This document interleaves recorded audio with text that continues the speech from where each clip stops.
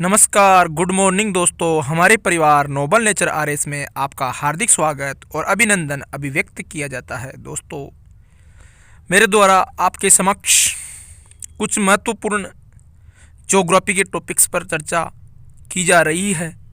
Special read syllabus में जो आपका वर्ल्ड ज्योग्राफी का पार्ट है, उसमें सबसे पहले अक्षांश, देशांतर और पृथ्वी की गतियाँ दी गई है।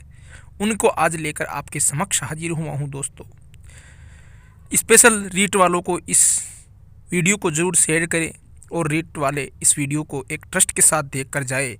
दोस्तों, इसके अलावा कक्षा 11th में भूगोल विषय और बीए पार्ट फर्स्ट में भूगोल विषय और एमए पार्ट फर्स्ट में भूगोल विषय के अंतर्गत पहला टॉपिक यही होता है, विश्व में अक्षांश, देशांतर और पृथ्वी की गतियाँ। इन सब के लिए मैंने ये टॉपिक बनाया है दोस्तों। और अगर आप देखना स्टार्ट करें तो अंत तक देखना मत भूलना दोस्तों। इसके अंत तक जो निचोड़ होगा वह आपके प्रत्येक एग्जाम में अति महत्वपूर्ण होगा।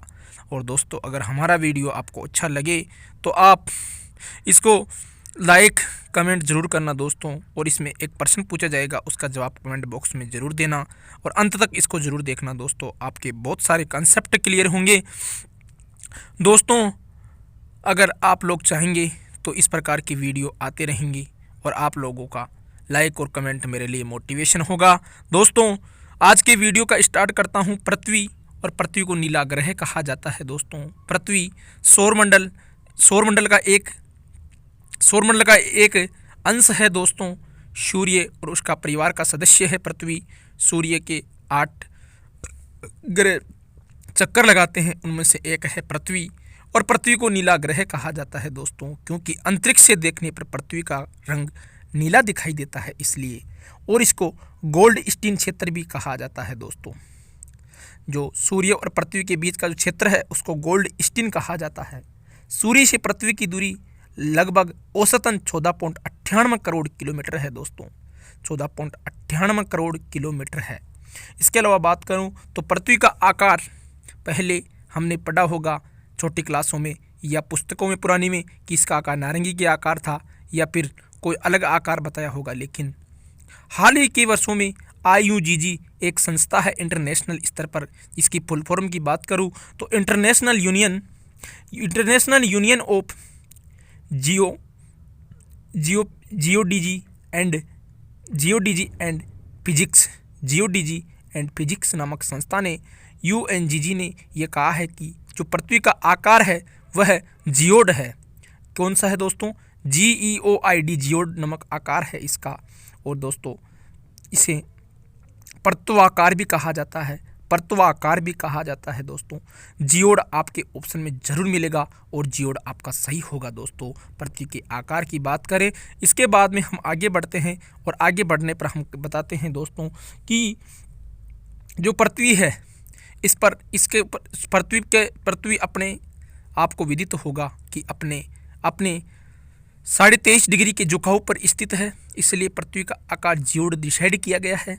इस पर जो सूर्य की किरणें हैं वो अलग अलग समय में अलग अलग जगहों पर पड़ती है। जिनकी अगर बात करूँ दोस्तों तो सूर्य की सीधी किरणें जो 21 मार्च और 23 सितंबर को भूमध्य रेखा पर पड़ती है।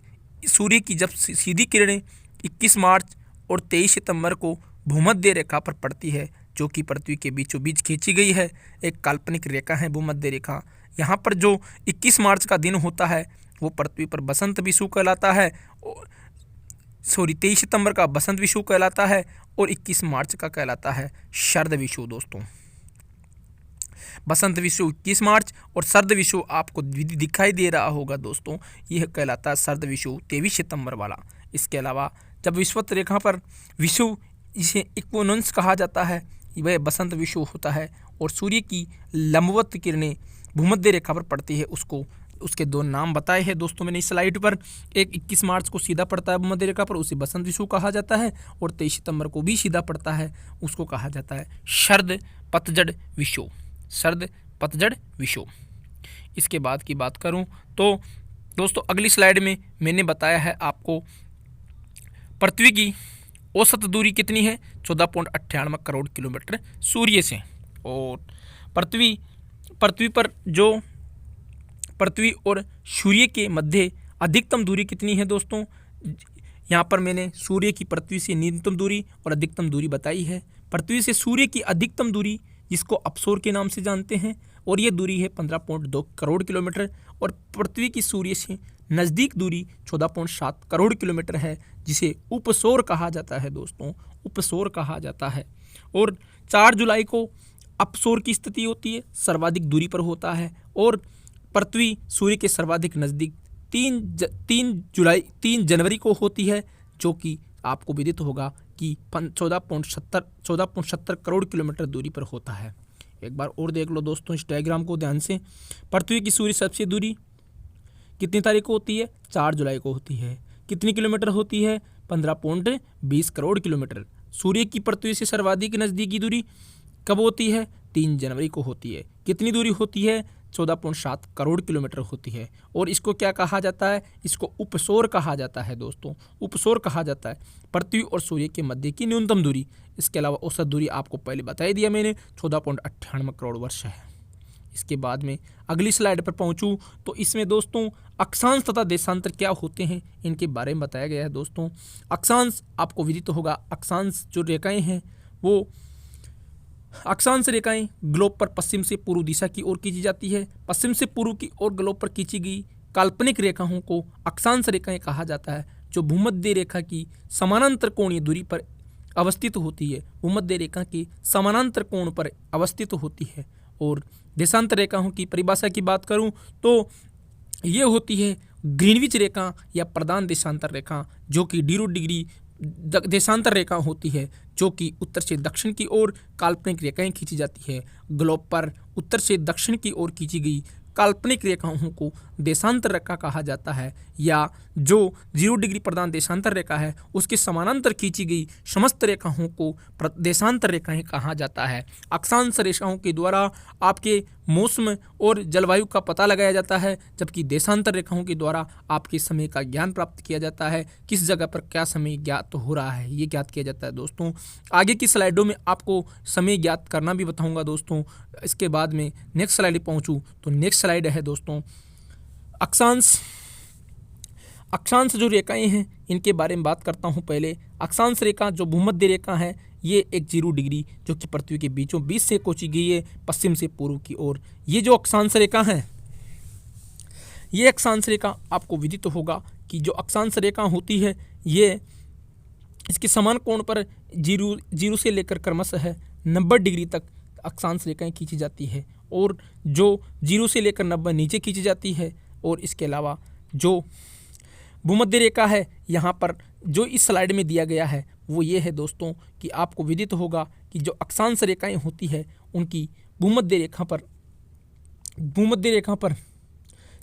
इनकी सर्वाधिक इनकी अक्षांश रेखाओं की संख्या आपको दिखाई दे रही होगी दोस्तों, 181 होती है। 0 से लेकर 90 ऊपर और 0 से लेकर 90 नीचे, 90 + 90 180 डिग्री, 180 रेखाएं हो गई, और प्लस एक भूमध्य रेखा खुद। तो कुल मिलाकर अक्षांश रेखाओं की संख्या अगर आपको कोई पूछता है तो 181 होगी दोस्तों। और अगर आपको अक्षांशों की संख्या पूछे तो जो दोनों ध्रुव है, उत्तर और दक्षिण ध्रुव, इनको दोस्तों पॉइंट के रूप में दर्शाते हैं, दशमलव के रूप में दर्शाते हैं, इसलिए अक्षांशों की संख्या तो 179 होती है दोस्तों, और अक्षांश रेखाओं की संख्या 181 होती है। 90 + 90 तो 0 से लेकर ऊपर 90, 0 से लेकर नीचे 90 रेखाएं खींची जाती है, और 0 को गिना जाए तो 181 अक्षांश रेखाएं होती है ग्लोब पर, और 179 अक्षांश होते हैं दोस्तों। और आपको विदित होगा कि अक्षांश रेखाओं की जो दूरी होती है वह सर्वाधिक कहाँ मिलेगी? आपको भूमध्य रेखा पर मिलेगी। यहाँ पर इनकी दूरी 111 किलोमीटर होती है, जबकि ध्रुवों पर इनकी दूरी 0 किलोमीटर होती है दोस्तों, 0 किलोमीटर होती है। इसके बाद की बात करूँ तो देशांतर रेखाओं की जो अक्षांश रेखाएं होती है वो मुख्यतः कितनी होती है दोस्तों? अक्षांश रेखाएं आपको विदित होगा मुख्य रूप से जो आपको याद करनी है, विषुवत रेखा, कर्क रेखा, मकर रेखा, अंटार्कटिका रेखा एंड आर्कटिक वृत्त। अंटार्कटिक वृत्त और आर्कटिक वृत्त, इनकी लोकेशन याद कर लो दोस्तों। ये प्रश्न आपके आने की पूरी संभावना है, रीट एग्जाम या फिर पटवार का ले लो आप, या फिर आप 11th में पढ़ रहे हो तो भी आपके लिए बहुत इंपॉर्टेंट है दोस्तों ये वीडियो। इसमें 0 डिग्री जो भूमध्य रेखा है, जो विषुवत रेखा है, वो 0 डिग्री होती है। 23.5 डिग्री को कर्क रेखा कहा जाता है। 0 डिग्री या भूमध्य रेखा या विषुवत रेखा कहा जाता है। 23.5 डिग्री को कर्क रेखा कहा 23.5 डिग्री उत्तरी अक्षांश को कर्क रेखा कहते हैं और 66.5 डिग्री उत्तरी अक्षांश को आकर्टिक वृत्त कहा जाता है। 66.5 डिग्री उत्तरी अक्षांश को आकर्टिक वृत्त कहा जाता है। दोस्तों आपको विदित होगा कर्क रेखा भारत के मध्य से गुजरती है। आर्कटिक वृत्त आपको पता होगा साइबेरिया से गुजरता है दोस्तों। नॉर्वे, स्वीडन, फिनलैंड से गुजरता है। अगर नीचे की बात करूं तो 23.5 डिग्री दक्षिण अक्षांश मकर रेखा कहलाता है, जो ऑस्ट्रेलिया के बीचों बीच से गुजरता है। और 66.5 डिग्री आर्कटिक अंटार्कटिका वृत्त कहलाता है, जो कि अंटार्कटिक महाद्वीप से होकर गुजरता है। दक्षिण ध्रुव और उत्तरी ध्रुव आपको पता होगा बिंदु के रूप में दर्शाए जाते हैं। इसके बाद की बात करूं तो कौन से महाद्वीप से कौन सी रेखा गुजरती है, ये प्रश्न भी आपके आने लायक है दोस्तों। इसमें आपको 3 चीज़ें लिखनी होगी। पहले महाद्वीपों का क्रम लिख दो। एशिया सबसे बड़ा, अफ्रीका 2 नंबर पे, उत्तरी अमेरिका 3 नंबर पे, दक्षिण अमेरिका 4 नंबर पे। दोस्तों अंटार्कटिका वृत्त से कोई सी भी रेखा नहीं गुजरती तीनों में से, इसलिए आपको पता होगा कि अंटार्कटिका हमने यहाँ नहीं लिखा। फिर यूरोप और ऑस्ट्रेलिया। यहाँ पर एक ट्रिक बनाई है छोटी सी, जिसमें आम आम आम 3 बार आम लिख दो दोस्तों। आधे लिख दो कवि, कवि और कवि, 3 बार कवि लिख दो। इससे आपको, इस ट्रिक से आपको याद करा रहा हूँ कि एशिया महाद्वीप से कौन कौन सा वृत्त गुजरता है। तो एशिया महाद्वीप से एक तो आर्कटिक वृत्त गुजरता है, जो आपको पता होगा साइबेरिया से होकर गुजरता है। एशिया महाद्वीप से एक कर्क रेखा गुजरती है, जो आपको विदित होगा भारत, बांग्लादेश, वियतनाम, पाकिस्तान, ईरान, भारत बांग्लादेश और म्यांमार, और इसके अलावा बात बताऊं तो सऊदी अरब और ओमान से होकर गुजरती है दोस्तों। इसके अलावा एक गुजरती है विषुवत रेखा, भी एशिया से गुजरती है, और विषुवत रेखा भारत के नीचे से गुजरती है दोस्तों। इंडोनेशिया, मलेशिया से होकर गुजरती है विषुवत रेखा, और आर्कटिक वृत्त आपको साइबेरिया से होकर गुजरता दिखाई देगा। इसके अलावा अफ्रीका महाद्वीप में तीनों रेखाएं गुजरती है दोस्तों। एकमात्र दुनिया का महाद्वीप जो अफ्रीका है, जहां से मकर रेखा, कर्क रेखा और विषुवत रेखा तीनों गुजरती है। इसके अलावा उत्तरी अमेरिका की बात करूंगा तो वहां पर आपको आर्कटिक वृत्त, जो कि अलास्का और कनाडा से होकर गुजरता है। इसके अलावा वहाँ से कर्क रेखा भी गुजरती है, जो मेक्सिको की खाड़ी से होकर गुजरती है, आपको विदित होगा। इसके अलावा दक्षिण अमेरिका से मकर और विषुवत रेखा दोनों गुजरती है। दक्षिण अमेरिका से मकर रेखा और विषुवत रेखा दोनों गुजरती है। इसके अलावा यूरोप से बात करूं तो यूरोप से आपकी आर्कटिक वृत्त और ऑस्ट्रेलिया से आपकी मकर रेखा गुजरती है। यूरोप महाद्वीप से एक रेखा गुजरती है आर्कटिक वृत्त, और ऑस्ट्रेलिया से भी एक रेखा गुजरती है मकर रेखा। इस प्रकार आपको मैंने एक ट्रिक के द्वारा ये बता दिया कि कौन से महाद्वीप से कौन सी रेखा गुजरती है। आ यानी आर्कटिक वृत्त, म यानी मकर रेखा, क यानी कर्क रेखा, वी यानी विषुवत रेखा। कर्क रेखा को ट्रॉपिक ऑफ कैंसर बोलते हैं, मकर रेखा को ट्रॉपिक ऑफ कैप्रिकॉर्न बोलते हैं, विषुवत रेखा को इक्वेटर बोलते हैं दोस्तों, और आर्कटिक वृत्त को आर्कटिक वृत्त ही बोला जाता है। इसके बाद अगली स्लाइड पर पहुँचूँ तो अगली स्लाइड पर लिखी हुई है देशांतर रेखाएं। हमने अक्षांश अच्छी तरह पढ़ ली हैं। अब देशांतरों की बात करूं तो देशांतर रेखा की अगर आपको परिभाषा बताऊं दोस्तों, तो देशांतर रेखा की परिभाषा होती है 0 डिग्री या ग्रीनविच रेखा या प्रधान देशांतर रेखा के समानांतर उत्तर से दक्षिण दिशा की ओर खींची गई रेखाओं, काल्पनिक रेखाओं को देशांतर रेखाएं कहा जाता है। ग्लोब पर उत्तर से दक्षिण की ओर खींची गई काल्पनिक रेखाओं को देशांतर रेखाएं कहा जाता है। और देशांतर सभी जगह समान होते हैं दोस्तों। देशांतर 180 0 से लेकर 180 पूर्व में और 0 से लेकर 180 पश्चिम में होते हैं। देशांतरों की कुल संख्या 360 होती है दोस्तों। देशांतर रेखाएं, ग्रीनविच रेखा 22 अक्टूबर 1884 को एक सम्मेलन हुआ था। मानक अक्षांश या समय तिथि रेखा घोषित करने के लिए आपको विदित होगा कि 22 अक्टूबर 1884 को एक वाशिंगटन डीसी में एक सम्मेलन हुआ था, जो कि प्रधान देशांतर रेखा या प्रधान मध्याह्न रेखा का निर्धारण किया था। इसके अलावा अंतर्राष्ट्रीय सम्मेलन था, जो कि इंग्लैंड के शाही राजघराने के द्वारा किया गया था। इसमें जो अंतर्राष्ट्रीय तिथि रेखा है, उसका यह मध्याह्न रेखा थी, जो प्रधान मध्याह्न रेखा है उसका डिसाइड किया गया था कि वो कहाँ से गुजरेगी। पूर्वी देशांतर रेखाएं 180 हो गई और पश्चिमी देशांतर रेखाएं 180 हो गई। कुल देशांतरों की संख्या 360 हो गई। और देशांतर रेखाएं विश्व में समय जोन या समय को ज्ञान करने के लिए देशांतर रेखाएं खींची जाती है ग्लोब पर। और देशांतर रेखाओं की परिभाषा एक बार और बताऊं तो ग्लोब पर उत्तर से दक्षिण की ओर खींची गई काल्पनिक रेखाओं को देशांतर रेखाएं कहा जाता है दोस्तों।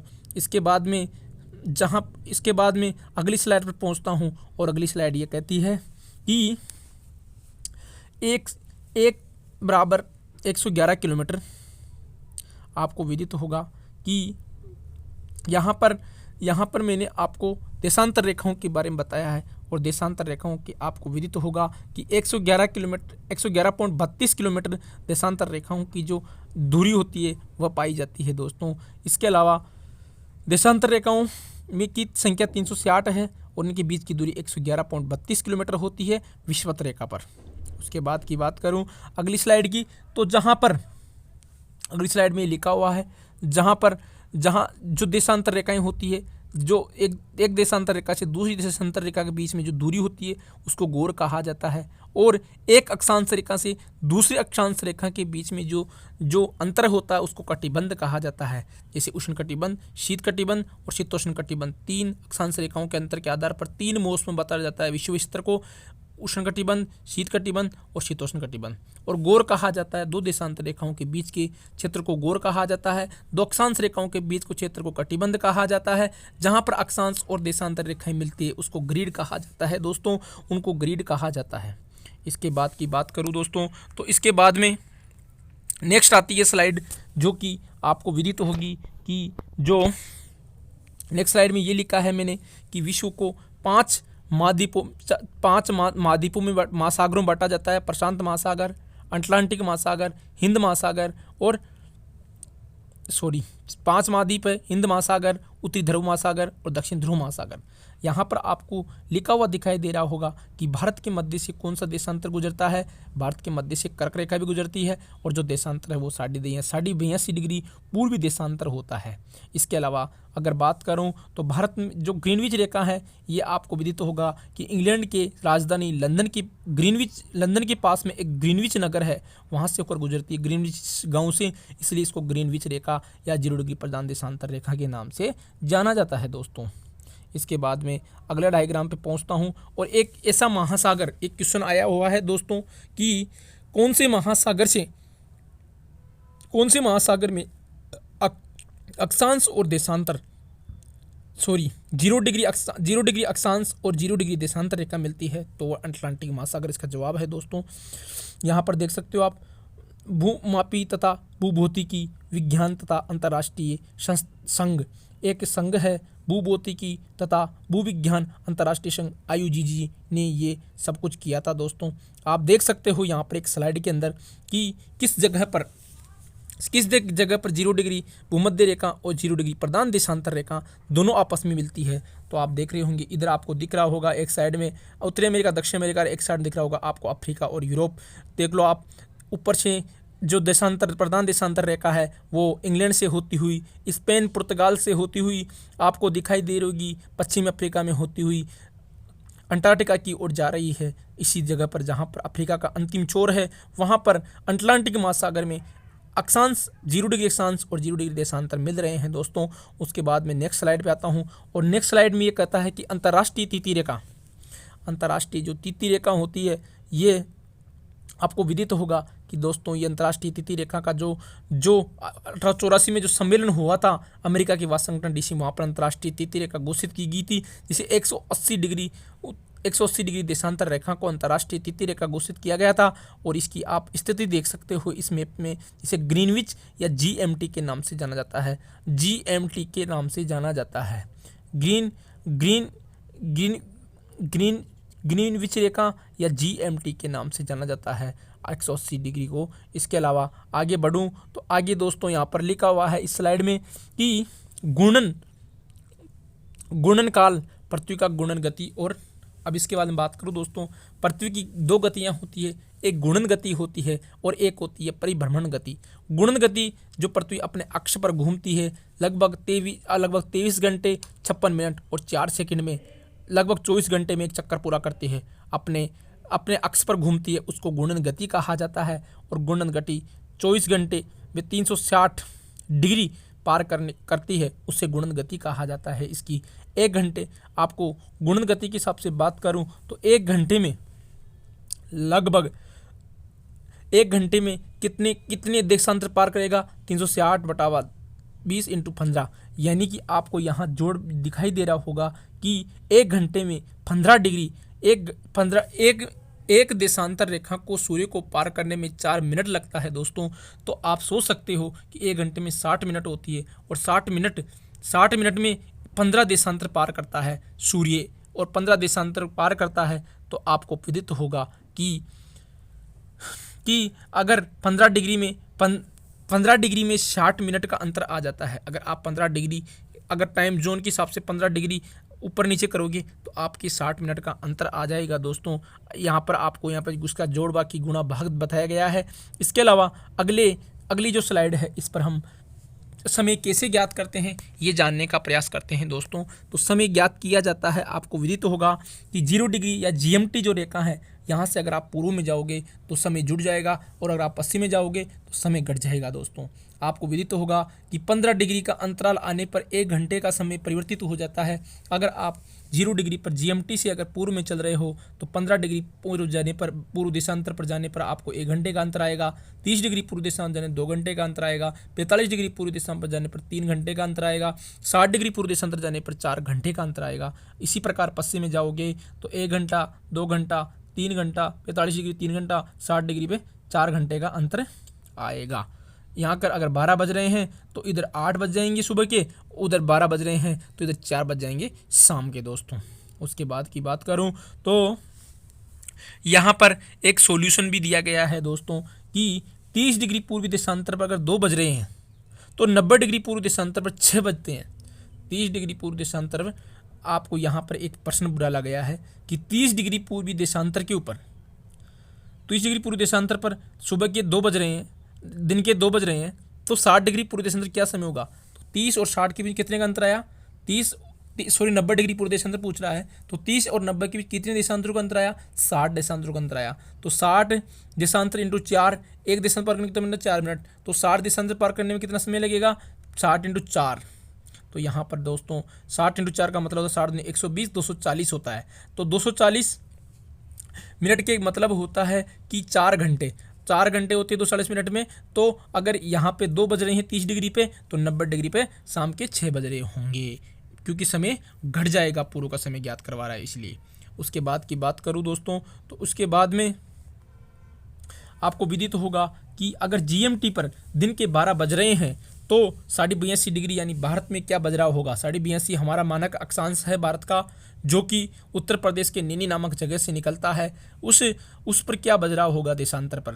तो अगर 12 बज रहे हैं तो 5.5 घंटे का 82.5 डिग्री में यहाँ पर आपको सॉल्यूशन दिखाई दे रहा होगा। 82 × 4 328 मिनट होती है और 1/2 × 4 2 मिनट होती है। तो कुल मिलाकर 330 मिनट का अंतर आएगा और 330 मिनट में आपको 5 घंटा और 30 मिनट का अंतर होता है। तो अगर GMT पे 12 बज रहे हैं तो भारत में शाम की 5:30 बज रहे होंगे।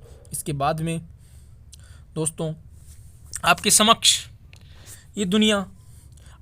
एक क्वेश्चन पेश किया जा रहा है और ये क्वेश्चन आप कमेंट बॉक्स में इसका जवाब देना दोस्तों। ये क्वेश्चन है कि यदि ग्रीनविच रेखा पर 12 बज रहे हैं, आपको अगर पूर्व की निर्धारित जो क्वेश्चनों का सॉल्यूशन था वो समझ में आया है तो आप इस क्वेश्चन का सोल्व करके कमेंट बॉक्स में इसका जवाब जरूर देना दोस्तों। आपसे मेरी रिक्वेस्ट है कि यदि ग्रीनविच रेखा पर 12 बज रहे हैं और न्यूयॉर्क शहर में क्या समय होगा। ग्रीनविच GMT आपको पता ही होगा कि GMT यानी 0 डिग्री पर अगर 12 बज रहे हैं तो एक न्यूयॉर्क शहर जो अमेरिका में है वो 74 डिग्री देशांतर पर स्थित है, पश्चिमी देशांतर पर। तो वहाँ पर क्या बज रहा होगा दोस्तों। मैं आपका कमेंट बॉक्स में इंतजार करूँगा इस क्वेश्चन का जवाब देने के लिए दोस्तों। इस क्वेश्चन को आप स्क्रीनशॉट लेकर सोल्व जरूर करें पूर्व निर्धारित प्रश्नों के हिसाब से। उसके बाद की बात करूँ दोस्तों तो एक दिन घटेगा या बढ़ेगा। यहाँ पर एक और तरीके से क्वेश्चन पूछा जाता है, यदि आप अंतर्राष्ट्रीय तिथि रेखा को यदि आप अंतर्राष्ट्रीय तिथि रेखा को पार करते हो तो एक दिन आगे और एक दिन पीछे कैसे होता है। तो अंतर्राष्ट्रीय तिथि रेखा से अगर आप पूर्व में जाओगे दोस्तों तो आपको एक दिन जुड़ जाएगा, और अगर आप पश्चिम में जाओगे तो आप एक दिन पीछे हो जाओगे। जैसे यहाँ पर दिया हुआ है कि अगर अंतर्राष्ट्रीय तिथि रेखा के पूर्व में संडे है तो अगर आप उसको क्रॉस करके पश्चिम में जाते हो तो आपको एक दिन पीछे चले जाओगे, एक दिन पीछे यानी सैटरडे होगा। और यदि आप पूर्व में चले जाओगे अंतर्राष्ट्रीय तिथि रेखा पूर्व में तो आपका एक दिन घट जाएगा। दोस्तों इस प्रकार का क्वेश्चन पूछा जाता है, यदि आप अंतर्राष्ट्रीय तिथि रेखा को पार करके पूर्व में जाते हो तो आपका दिन घटेगा या बढ़ेगा, और यदि आप पूर्व में हो और अगर अंतर्राष्ट्रीय तिथि रेखा को पार करके पश्चिम में जा रहे हो तो आपका दिन घटेगा या बढ़ेगा। तो दोस्तों मैं यहाँ पर एक सोल्यूशन लेकर आया हूँ, और ये सोल्यूशन है कि अगर आप अंतर्राष्ट्रीय तिथि रेखा के पश्चिम में जाते हो तो आपका दिन घटेगा या बढ़ेगा। तो इसका जवाब होगा दोस्तों, अगर पश्चिम में जाओगे तो एक दिन पीछे हो जाओगे। जैसे संडे है पूर्व में, पश्चिम में जाते ही आपका सैटरडे हो जाएगा और आपको संडे दोबारा मिल जाएगा, इसलिए आपका एक दिन बढ़ जाएगा दोस्तों, एक दिन एक्स्ट्रा मिल जाएगा। इसके बाद की बात करूं तो यहाँ पर एक सॉल्यूशन और है, और वह सॉल्यूशन है दोस्तों, इस सॉल्यूशन से भी आपको सीख सकते हो। जैसे अगर आपको यहाँ पर इसके बाद में दोस्तों आगे का जो स्लाइड है उस पर लिखा हुआ है कि ध्रुवीय व्यास और भूमध्य रेखीय व्यास। आपको इस प्रकार का प्रश्न भी पूछा जाता है परीक्षा में कि किस जगह पर कौन सा व्यास होता है, यानी जो पृथ्वी एक त्रिज्याकार में फैली हुई है, इसलिए इसका जो ध्रुवीय व्यास होता है वो होता है 12,714 किलोमीटर, और इसका जो विषुवतरेखीय व्यास होता है वह होता है 12,756 किलोमीटर। 12,756 किलोमीटर इसका विषुवतीय व्यास होता है और 12,724 किलोमीटर इसका ध्रुवीय व्यास होता है। इसके अलावा इसमें एक और होता है जो कि विषुवतरेखीय जो महानवृत्त होता है उसकी आकृति होती है वो 40,076 किलोमीटर होती है। जो जहाँ पर दूरी बनती है, जो विषुवतरेखीय वृत्त बनता है, विषुवतरेखीय महानवृत्त, उसका जो आकार होता है वो 40,076 किलोमीटर का होता है, और जो ध्रुवीय वृत्त बनता है उसका 40,008 किलोमीटर बनता है, उसका व्यास 40,008 किलोमीटर बनता है। और जो त्रिभुज जो वृत्त बने हुए हैं उनका आकार बताया गया है। जो विषुवतरेखीय महानवृत्त होता है उसका आकार 4,076 किलोमीटर होता है, और जो ध्रुवीय वृत्त होता है उसका आकार 4,008 किलोमीटर होता है। इसके अलावा यहाँ पर व्यास भी दिया गया है। विषुवतरेखीय व्यास होता है 12,756 किलोमीटर और ध्रुवीय व्यास होता है 12,724 किलोमीटर। उसके बाद की बात करूँ तो घनत्व की बात करता हूँ। पृथ्वी का घनत्व आपको पता होगा 5.52 घन सेंटीमीटर होता है। 5.52 घन सेंटीमीटर होता है। पृथ्वी की आंतरिक संरचना का औसत व्यास 5.517 होता है। 5.517 होता है। यहाँ पर 5.52 ग्राम घन सेंटीमीटर पृथ्वी का व्यास होता है। पृथ्वी के अगर मैं प्लावन वेग की बात करूँ, जो प्लावन वेग का मतलब होता है जिससे पृथ्वी की गुणन गति उत्पन्न होती है, वह प्लावन वेग 11.2 किलोमीटर होता है दोस्तों, 11.2 किलोमीटर होता है। और गुरुत्वाकर्षण की बात करूं तो 9.8 मिलीमीटर पर सेकंड होता है, 9.8 एम पर सेकंड होता है, पर सेकंड स्क्वायर होता है दोस्तों। उसके बाद में आपको बात करूं तो पृथ्वी का पृष्ठ क्षेत्रफल, पृथ्वी का जो पृष्ठ क्षेत्रफल होता है वो आपको विदित होगा 51.1 करोड़ किलोमीटर स्क्वायर होता है। 51.1 किलोमीटर करोड़ स्क्वायर होता है। जिनमें से अगर आपको बात बताऊं तो स्थलमंडल है 29% क्षेत्र है, और जलमंडल की बात करूं तो वो 71% के लगभग है, यानी कि 70.922 तो है जलमंडल, और 29.08% है आपका स्थलमंडल। 14.8 करोड़ किलोमीटर स्क्वायर तो स्थलमंडल का क्षेत्रफल है, और 16 करोड़ वर्ग किलोमीटर स्क्वायर आपका जलमंडल का क्षेत्रफल है दोस्तों। 7 बड़े महाद्वीपों में बांटा गया है पृथ्वी को। क्रम है एशिया, अफ्रीका, उत्तरी अमेरिका, दक्षिण अमेरिका, इसके अलावा अंटार्कटिका, यूरोप और ऑस्ट्रेलिया। महासागर 5 है। वैसे आप 4 भी पढ़ेंगे कहीं RBSC की बुकों में, लेकिन इनका जो वर्गीकरण है वो 5 में किया जाता है। प्रशांत महासागर सबसे बड़ा महासागर, पैसिफिक ओशियन, इसके अटलांटिक महासागर, अंध महासागर, युवा आकृति में फैला हुआ महासागर दूसरे नंबर पर है और हिंद महासागर तीसरे नंबर पर है, जिसे इंडियन सागर भी कहा जाता है। हिंद महासागर को इंडियन सागर भी कहा जाता है।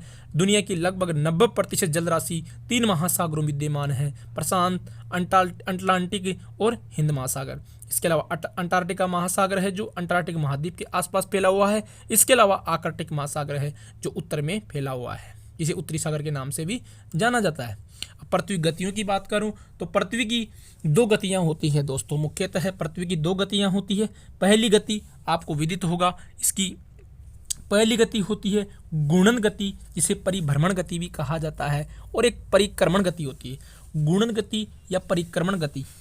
गुणन जो गति होती है ये पृथ्वी का अपने अक्ष पर झुकाव के कारण होती है। पृथ्वी का अपने अक्ष पर झुकाव होने के कारण जो गति उत्पन्न होती है उसे गुणन गति कहते हैं। और पृथ्वी अपने अक्ष पर घूमकर लगभग 23 घंटे 56 मिनट और 4 सेकंड में सूर्य का एक चक्कर पूरा करती है, जिससे दिन रात बनते हैं दोस्तों, जिससे दिन रात बनते हैं। आपको विदित होगा कि दिन रात पृथ्वी की गुणन गति या परिभ्रमण गति के कारण बनते हैं, अपने अक्ष पर झुकाव होने के कारण बनते हैं। और दिन छोटा और रात बड़ी होने का कारण भी पृथ्वी का अपने अक्ष पर झुकाव होना ही है दोस्तों। अगर पृथ्वी अपने अक्ष पर नहीं झुकी होती, अगर ये प्योर अक्ष पर नहीं झुकी होती, तो दिन और रात शायद पृथ्वी पर एक समान होते। इसके अलावा इसकी एक परिक्रमण गति होती है। परिक्रमण गति क्या होती है दोस्तों? पृथ्वी सूर्य के चारों ओर परिक्रमा लगाती है। पृथ्वी के द्वारा सूर्य के चारों ओर जो परिक्रमा लगाई जाती है उसे कहा जाता है परिक्रमण गति।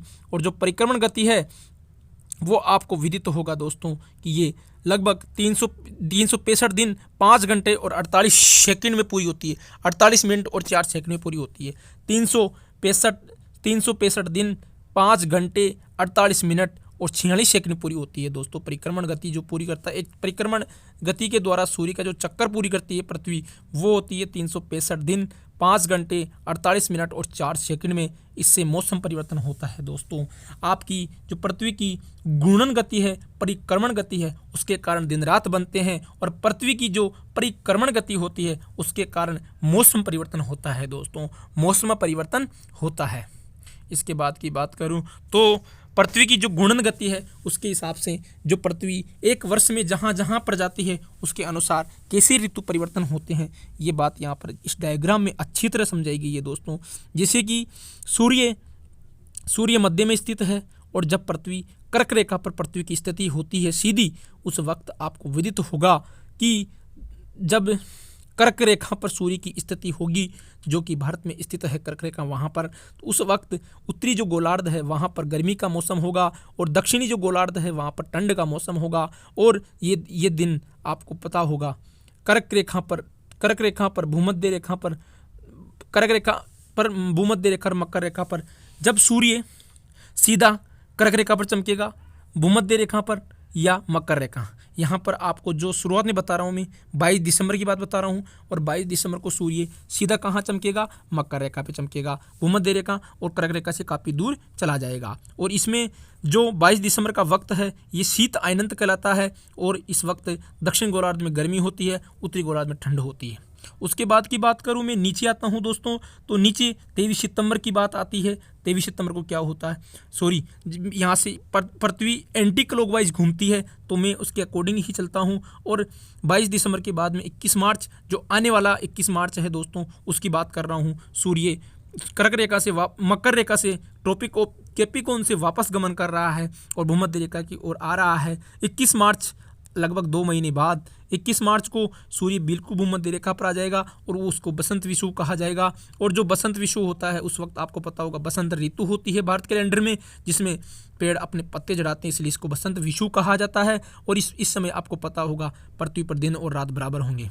फिर एंटी क्लॉकवाइज आगे बढ़ेगी पृथ्वी पर और कर्क रेखा पर आ जाएगा सूर्य लगभग 21 जून को। और जब कर्क रेखा पर सीधा चमकेगा सूर्य 21 जून को, उस वक्त उत्तरी गोलार्ध में गर्मी होगी, दक्षिण गोलार्ध में ठंड होगी दोस्तों। इसके अलावा इसको ग्रीष्म अयनंत कहा जाएगा। और फिर एंटी क्लॉकवाइज घूमती हुई पृथ्वी वापस बीचों बीच में सूर्य आ जाएगा, भूमध्य रेखा पर चमकेगा, उस वक्त वापस पूरी दुनिया में दिन और रात बराबर हो जाएंगे। इस प्रकार दोस्तों ये चक्कर चलता रहता है, ये ऋतुएं परिवर्तित होती रहती है।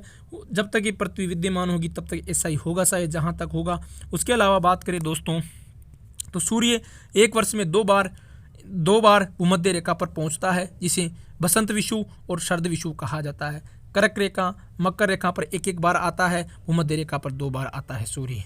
21 जून यहाँ पर डेट पहचान सकते हो। 21 जून को ग्रीष्मायनंत कहा जाता है और 23 सितंबर और 21 मार्च को कहा जाता है बसंत विषुव और शरद विषुव। और जो 22 दिसंबर होता है उसको कहा जाता है, मकर रेखा पर चमकता है, उसको कहा जाता है कौन सा विषुव? उसको कहा जाता है शीत आयनंत। उसके बाद की बात करूं दोस्तों अगली स्लाइड की, तो अगली स्लाइड पर लिखा हुआ है शीत आयनंत। शीत आयनंत जिसे विंटर सोलेस्टिक कहा जाता है, 22 दिसंबर को होता है। और इसके बारे में कुछ और डाटा लिखा हुआ है। सबसे छोटा दिन उत्तरी गोलार्ध में होता है, सबसे बड़ा दिन दक्षिणी गोलार्ध में होता है दोस्तों। इसके अलावा जो शीत आयनंत होता है इसकी बता दी मैंने। इसके अलावा सूर्य की लंबवत किरणें मकर रेखा पर चमकती है। इसके अलावा एक ग्रीष्म आयनंत होता है, समर सोलेस्टिक कहा जाता है अंग्रेजी में। 21 जून को स्थिति होती है। उत्तरी गोलार्ध में सबसे बड़ा दिन होता है, दक्षिण गोलार्ध में सबसे छोटा दिन होता है। इसके अलावा सूर्य की लंबवत किरणें कर्क रेखा पर चमकती है दोस्तों।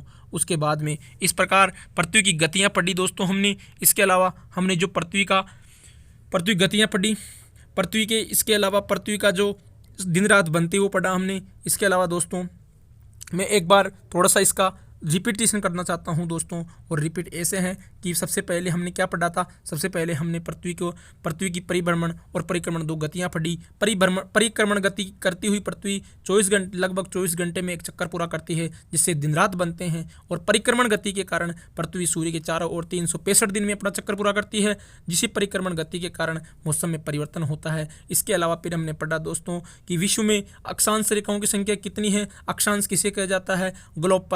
ग्लोब के ऊपर पश्चिम से पूर्व की ओर जो काल्पनिक रेखाएं खींची जाती है, उन काल्पनिक रेखाओं को अक्षांश रेखाएं कहा जाता है, जो भूमध्य रेखा के समान कोणीय दूरी पर स्थित होती है। और जो अक्षांश रेखाएं हैं उनकी संख्या आपको विदित होगी कि अक्षांश रेखाओं की संख्या 180 जीरो से 90 जीरो से उत्तर में और 90 जीरो से दक्षिण गोलार्ध में, दोनों मिलाकर के 180 हो गई। और एक खुद भूमध्य रेखा तो 181 अक्षांश रेखाओं की संख्या होती है। जबकि आपको एग्जाम में पूछ ले अक्षांशों की संख्या कितनी है, तो जो ध्रुवीय अक्षांश होते हैं उनको पॉइंट के रूप में दर्शाया जाता है, इसलिए अक्षांशों की संख्या 179 होती है। इसके अलावा देशांतर की बात करूं तो देशांतर की जो बात करी थी हमने आज, अक्षांश रेखाओं के द्वारा मौसम परिवर्तन का ज्ञान किया जाता है। और देशांतर रेखाएं वे काल्पनिक रेखाएं होती है जो 0 डिग्री प्रधान देशांतर रेखा की समानांतर खींची जाती है, या ग्लोब पर उत्तर से दक्षिण की ओर जो रेखाएं खींची जाती है, उत्तर से दक्षिण की ओर जो काल्पनिक रेखाएं खींची जाती है, जो प्रधान या ग्रीनविच रेखा की समानांतर खींची जाती है,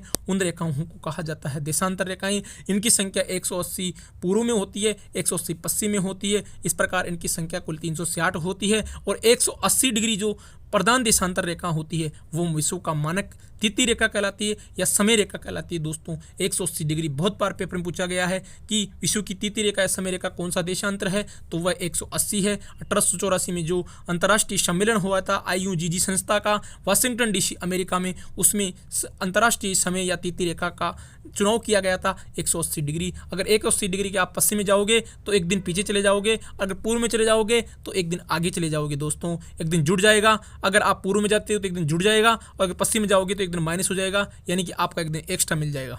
इसके बाद में हमने जो पढ़ा था दोस्तों, इस प्रकार हमने आज का जो वीडियो देखा, उसको एक प्रश्न भी पूछा था मैंने, उसका आपको जवाब देना है दोस्तों कि GMT पर अगर दिन के 12 बज रहे हैं तो 74 डिग्री पश्चिमी देशांतर में उपस्थित न्यूयॉर्क शहर में क्या वक्त होगा दोस्तों। इसको आप जरूर करके दिखाना, मैं आपका कमेंट बॉक्स में इंतजार करूंगा। और आज का वीडियो अच्छा लगे तो इसको लाइक, कमेंट और शेयर कर देना दोस्तों। जय हिंद, जय भारत। फिर मिलेंगे एक नए वीडियो के साथ।